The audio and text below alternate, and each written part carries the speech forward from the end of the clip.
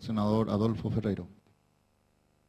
Estimado señor presidente, estimados colegas, bueno, he escuchado con atención este largo intercambio de pareceres, donde con respecto a este proyecto, básicamente lo que hemos oído fueron los mismos argumentos que venimos oyendo hace varios años, en base a concepciones dogmáticas que muchas veces no tienen nada que ver con el tema que estamos tratando. Hoy hemos escuchado hablar sobre problemas de carácter social, hemos escuchado hablar sobre problemas de carácter ecológico, hemos escuchado hablar sobre historia del proceso económico, hemos escuchado hablar sobre una infinidad de temas, pero acá la verdad, en términos estrictos y pragmáticos, de lo que estamos hablando es de un impuesto. Ese no es el tema. Porque nada de lo que se resuelva en esta ley afecta a ninguna de esas cosas. Y muchas de las cosas que estamos hablando, de ser ciertas, que probablemente lo sean, en realidad nos envían hacia otro territorio de la responsabilidad legislativa, que es la de prohibir la actividad. O sea, si la actividad del cultivo de soja o de cualquier cosa, o sea, causa un daño tan grande, tan destructivo de la economía y de la sociedad y de todo lo que ustedes quieran, bueno, el camino lógico es prohibirla. Como tenemos prohibida la marihuana, acá nunca vamos a discutir acá una ley impositiva a la actividad en la cadena de la industria agrícola de la marihuana, que tiene una participación en la economía de gran importancia y que integra ese 50% más o menos del Producto Interno Bruto que funciona en la actividad económica ilegal, irregular, marginal, delictiva y criminal. Pero a nadie se le ocurriría decir acá, vamos a crear un impuesto a la marihuana o a la cocaína o al contrabando de rollos o a lo que sea, porque es una actividad ilegal que no puede ser objeto de otra cosa que no sea de la represión y su extirpación. Por eso ya no hay más casi marihuana en el Paraguay, supongo, ¿verdad? Lo que estamos hablando es de una cuestión impositiva y nada más que impositiva, porque incluso esos efectos colaterales que se buscan para justificar una cuestión impositiva son de un pronóstico bastante poco riguroso, como por ejemplo que la sobrecarga de impuestos a un producto va a traer aparejadas inmediatamente su industrialización. Eso basta con mirar nuestra realidad. Hoy día no hay esa presión tributaria que se quiere poner hoy y se industrializa el 60% de la soja. Y si no se industrializa más es porque los procesos económicos no lo permiten, por problemas de capital o por cualquier otra cuestión, como por ejemplo de mercado. Y se argumenta de una manera muy simple, y cuando uno analiza una cuestión fiscal, es bueno a veces aplicar ese criterio a otro producto. Si estuviéramos hablando de una industria creciente como es la cría de gallinas y de pollos y la producción de huevos, y el Paraguay estuviese exportando una enorme cantidad de huevos, sería absurdo plantearse que como eso después se va a transformar en huevo duro, un huevo frito, tendríamos que exportar huevo frito y huevo duro concluido, terminado. Porque no es técnicamente posible, no es comercialmente viable. Lo mismo pasa con la hierba. Nosotros exportamos hierba que después puesta en saquito, no sé dónde, multiplica 100, 200, 300, 1000, 1500 veces su valor en bruto como importamos. Hay razones técnicas y comerciales que no te permiten exportar en sachet, ¿cómo se llaman eso? Esa bolsita que se usan en la taza. Es decir, estamos ignorando todo. Y nuestro desprecio por un conocimiento y una precisión de lo que estamos hablando empieza por un título, por el título de la ley, que es un título engañoso, porque falta al rigor elemental del castellano general y del castellano técnico. ¿Por qué? Porque para darle un valor emotivo al proyecto, se pone la exportación de soja en estado natural. La soja no existe en estado natural.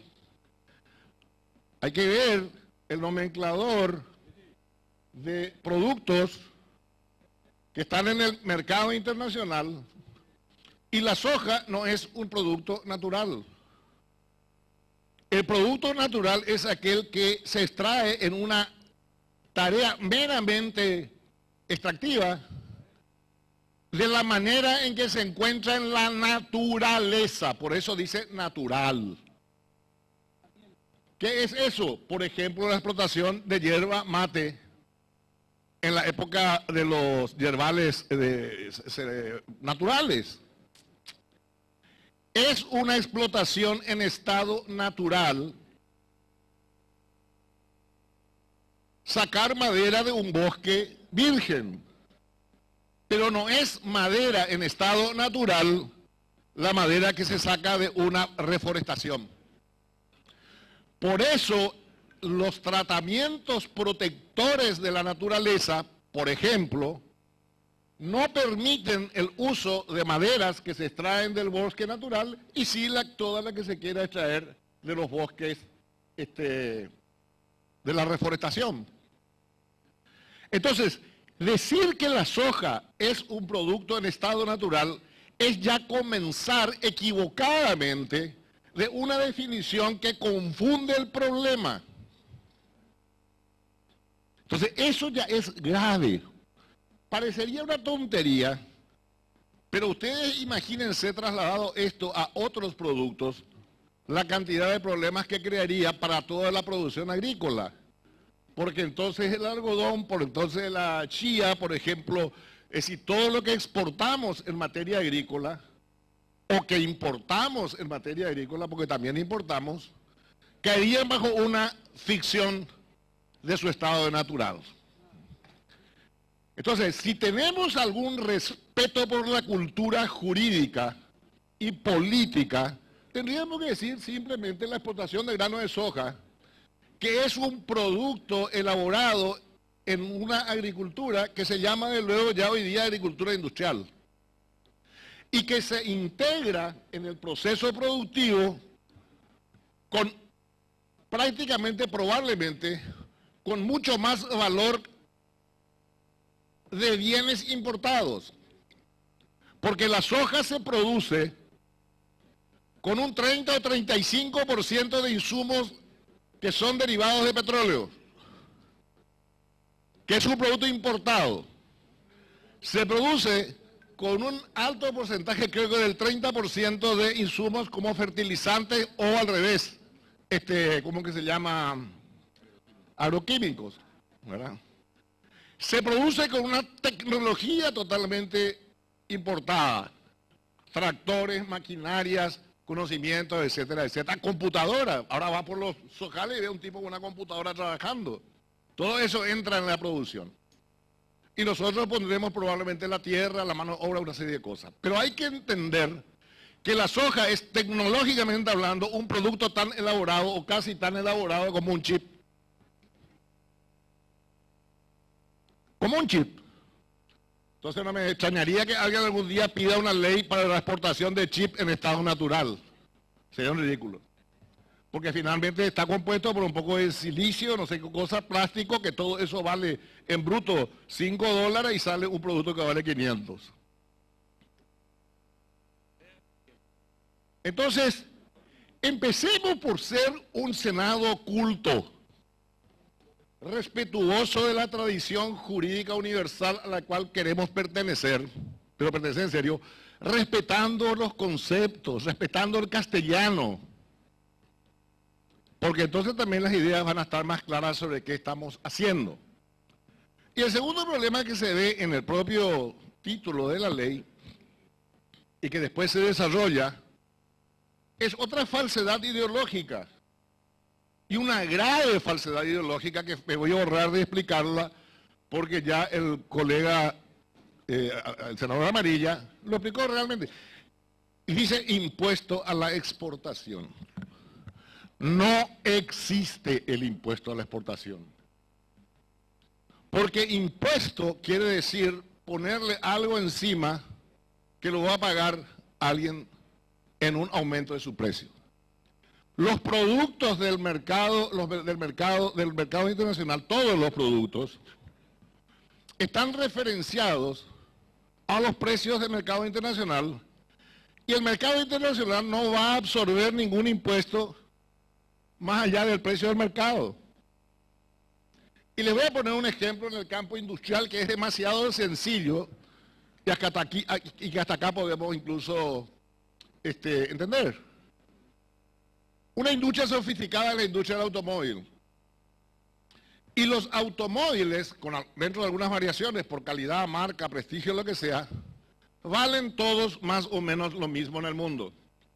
Se clasifican con categorías, autos de tipo A, tipo B, tipo C, tipo K, tipo lo que sea.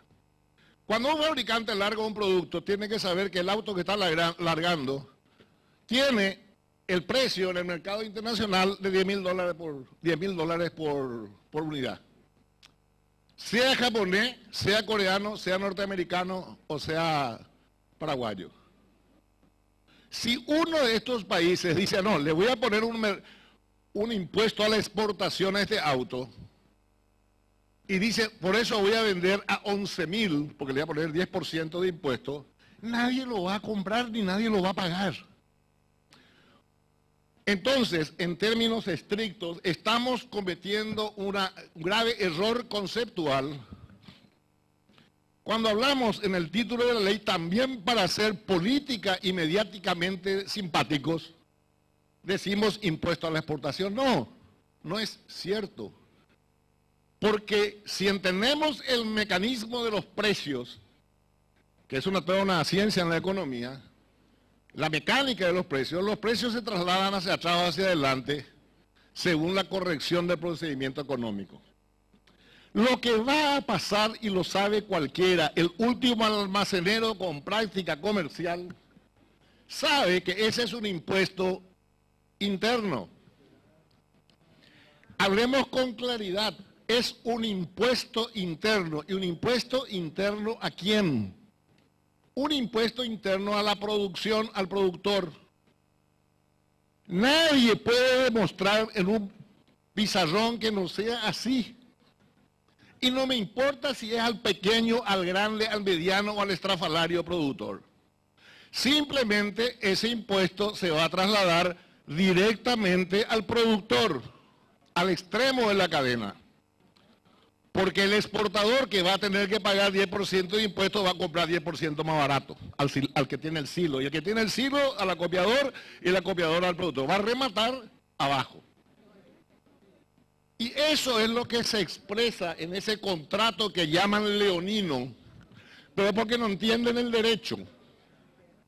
Ese es un contrato civil común que protege a una de las partes a la que corre un riesgo ante la imprevisibilidad de un cambio de condiciones. Es que incluso puede llegar hasta la anulación del contrato. Lean el Código Civil donde está el tema de la lesión grave. Cuando uno alquila una casa y pacta cualquiera de nosotros alquiló alguna una casa, pacta con el dueño de la casa, o cuando uno hace un contrato de compra a futuro, se pone una cláusula que dice que cualquier nueva condición que afecte al contrato y que produzca un perjuicio a una de las partes o una resta de beneficios, será trasladada a la otra o será compartida o lo que sea. Entonces no estamos ni siquiera entendiendo cuando hablamos del problema cómo la realidad económica, contractualiza sus relaciones. En realidad entonces, estimados colegas, Porque se dice mucho de todo esto y además se plantea en un esquema demagógico y maniqueo, donde es muy hasta costoso políticamente por el buen decir político, ¿cómo que se llama eso? De la política, lo políticamente correcto. Es estimular una confrontación conceptual sin sustento para un rédito político. Y cuando se hace eso con las leyes de fondo, o con las leyes que afectan gravemente las relaciones ya sea económicas, sociales, políticas o culturales, se está cometiendo una grave infracción a nuestra responsabilidad de legisladores. Me hace acordar cuando se discutió la ley del divorcio, que es una ley importante, nos afecta a todos en la vida. Cuando se discutió la ley del divorcio, ¿qué es lo que discutíamos? Las condiciones, la regulación civil de una relación entre civiles. Bueno, nos faltaron los que pusieron eso en una confrontación teológica que iba a mandar al Paraguay al infierno si es que se aprobara la ley del divorcio. Y se aprobó hace ya como 20 años y andamos todos felices todavía por acá y a mucha gente le hizo bien esa ley. O sea, no podemos melodramatizar y menos aún demagogizar un proyecto legislativo. Podemos ir analizando un montón de concomitancias que tendría este proyecto y realmente hace dudar muchísimo de la verdadera intención de llevarlo adelante. Porque todas las preocupaciones objetivas, técnicas que se han manifestado, no fueron respondidas ni una sola cosa. Se habla de que esto va a ser beneficioso para el pequeño productor, cuando que en realidad el pequeño o el grande o el mediano, no importa, el productor es el destinatario final de la carga del impuesto. Y nadie puede demostrar lo contrario. Nadie puede demostrar lo contrario porque no se hace un estudio técnico. Porque no se hace un estudio de los efectos reales de la ley. Eso es lo que está pasando acá y yo creo que por ese camino la ley que saquemos va a tener defectos y problemas de alta gravedad. ¿Cuál es otro argumento que está sosteniendo esta ley? Y que es por donde tendríamos que haber comenzado. Y que sí es un argumento razonable. Porque de personas inteligentes y cultas y responsables es comenzar de las coincidencias. ¿Cuál es el argumento realmente serio y considerable en este proyecto? La necesidad de ajustar, de modificar la participación tributaria de un sector de la economía nacional.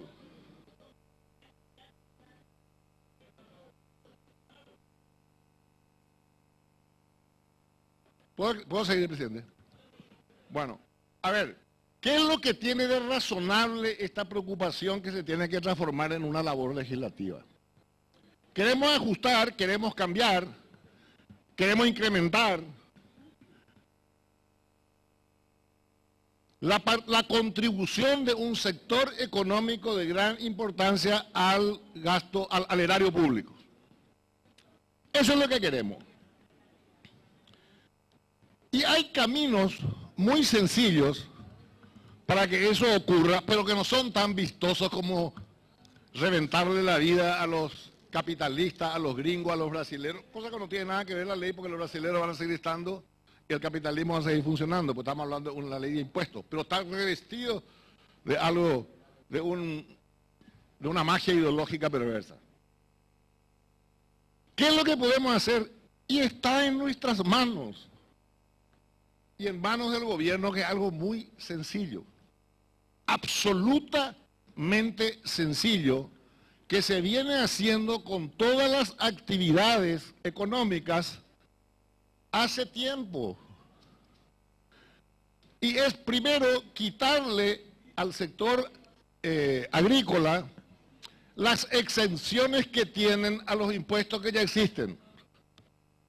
Por ejemplo, ¿por qué el sector agrícola va a pagar 5% de IVA y no 10%? Como paga todo el mundo.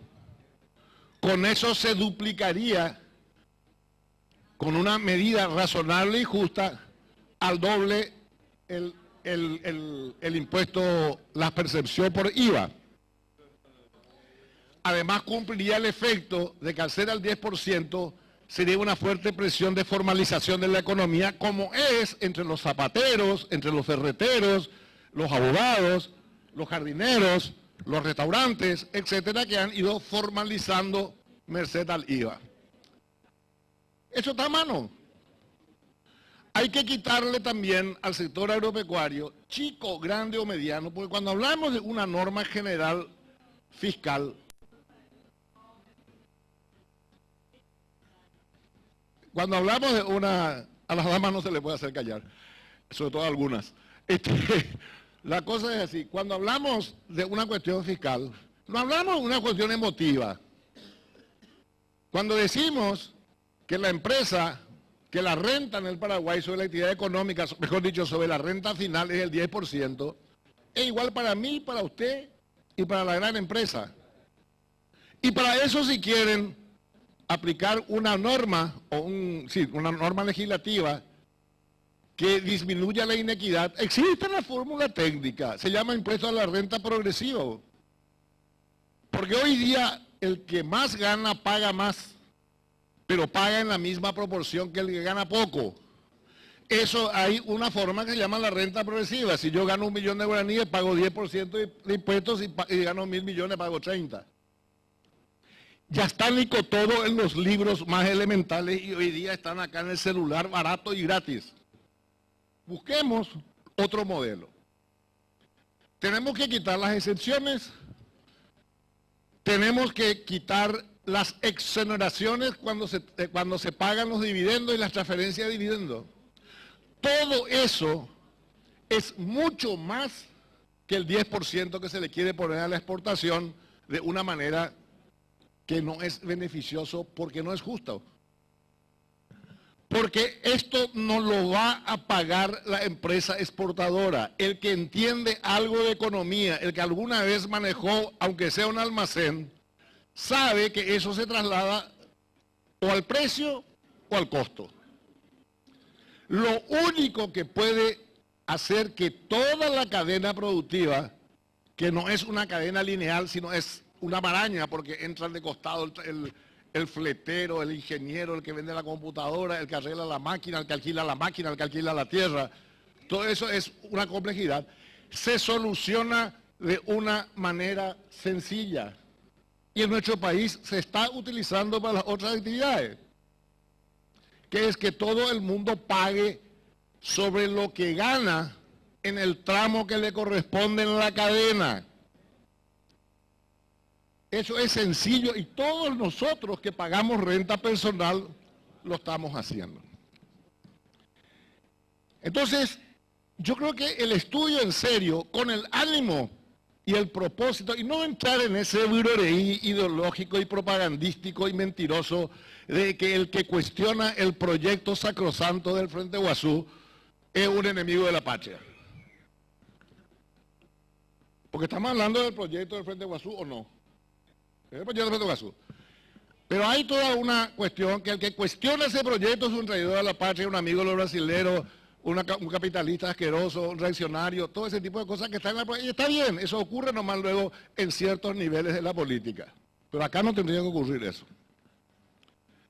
Entonces, tenemos a mano todos los instrumentos fiscales para hacer que esto sea una modificación del sistema tributario justo, equitativo y eficiente. Tenemos eso a mano. Y finalmente, hay otro problema muy embromado en este asunto, que es algo que no se puede hacer en un sistema tributario, que encierra una injusticia infernal, es un concepto medieval del tributo y es ineficaz económicamente, que es la tributación genérica. La tributación en la democracia, en la república y en los sistemas modernos es algo que se aplica aislada, individual y particularmente a cada actor económico y por su actividad. No se puede decir, le voy a aplicar el 20% sobre sus ingresos, presumiendo que sus ingresos sean todas ganancias, al salario de los senadores. Imagínense lo que sería si dicen, bueno, a ver, en promedio, porque eso se puede hacer, un senador y una senadora ganan, qué sé yo, 50 millones de guaraníes y gastan normalmente 30 millones para vivir. En promedio, gastan en promedio, no, me interesa lo que está diciendo, en promedio gastan 30 millones, le sobra 20 millones y sobre eso, sobre 20 millones se le cobra el 10% de impuestos. 2 millones cada senador tiene que pagar, porque es una presunción. Pero todos somos iguales en las generales, pero es diferente la economía particular de cada uno.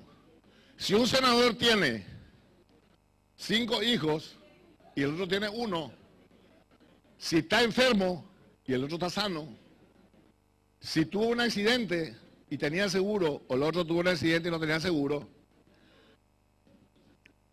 los promedios, senadora, ¿me puedes honrar con tu atención? Gracias. No, a ver, ¿qué estaría ocurriendo? Que pagaría el mismo impuesto la unidad económica senador A que la unidad económica senador B, aunque uno le cueste vivir la mitad y el otro gaste el doble de su salario porque tiene un problema. Eso sería injusto, sería inequitativo. Bueno, a eso conduce este modelo tributario que estamos discutiendo. ¿Por qué? Porque al cobrar un determinado porcentaje sobre el precio de exportación, eso va a retornar promedio a todos. Entonces el agricultor, el productor, chico, grande, mediano, no importa, que perdió dinero, va a pagar el mismo impuesto a través del precio que el que ganó dinero. Eso lo entienden los almaceneros. No puede ser que nosotros no lo entendamos a la hora de legislar. El sistema, y se puede demostrar en un pizarrón y observarlo con buena fe, eso se llama la tributación genérica. Era como cuando los señores feudales decían, todos van a dar de su cosecha la mitad. Esa historia empezó a terminarse en el año 1300, más o menos. Y el cuestionamiento de esa cultura tributaria es la que trajo la independencia, fue el factor principal de sublevación contra la economía colonial. La independencia de los Estados Unidos comienza por una explotación contra una tributación inequitativa. La independencia del Río de la Plata comienza contra una tributación inequitativa. Y los conflictos del Paraguay con el Río de la Plata tienen en su base la opresión fiscal. Y parece que nos estamos olvidando eso, y peor sería que no lo sepamos. Pero lo que estamos poniendo lo que se está poniendo en este modelo es el concepto medieval de la tributación genérica. También fácil de ver en un papel, en un pizarrón y 2 marcadores.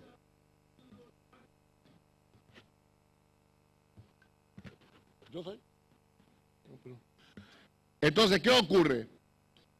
¿Qué ganas tenemos de que eso sea así? Es lo que yo me pregunto.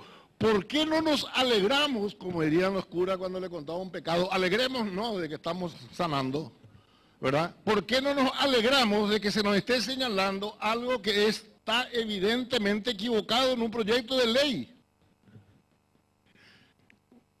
Entre personas cultas, personas inteligentes, personas abiertas y comprometidas, Una alerta de un error tiene que ser un motivo, pero decidido de buscar el arreglo del error. Y está demostrado en estos años que estamos discutiendo esto, que aquí va a pagar igual, y es muy sencillo de entenderlo, va a pagar igual el que gana que el que pierde. Va a pagar igual el que gana poco que el que gana mucho. Porque a todos se le va a quitar el mismo porcentaje a través del precio. Creo que es elemental.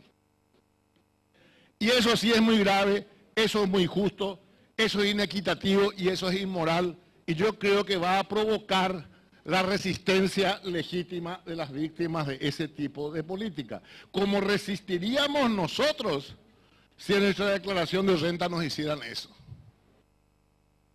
Estaríamos protestando con el grito al cielo y cualquier otra actividad económica haría lo mismo.